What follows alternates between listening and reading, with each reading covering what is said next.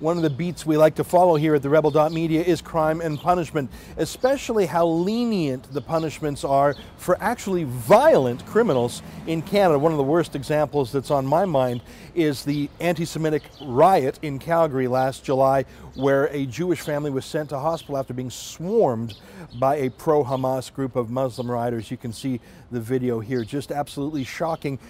There were charges laid against 4 of those rioters, not a single day in jail, no substantial fines, a couple $100, a slap on the wrist. What a laugh. I tell you that because I want to show you what the same justice system meted out this week in the case of 17 ducks dying.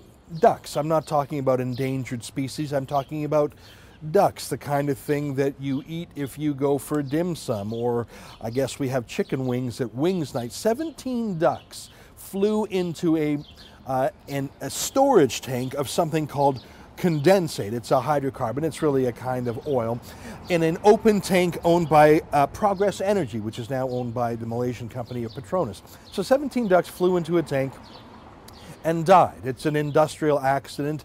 On any given day in downtown Toronto, literally hundreds of birds die flying into the glass windows of the towers.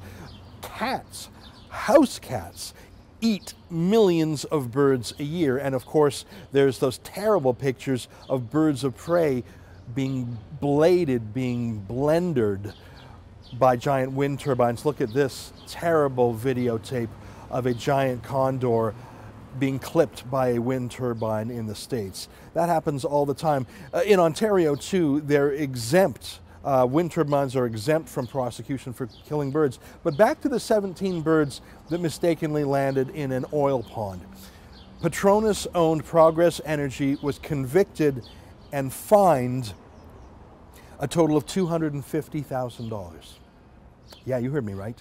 The actual fine itself was $5,000, but then they had to pay $122,500 into an environmental damages fund, basically a slush fund, and another $122,500 to 3 political charities.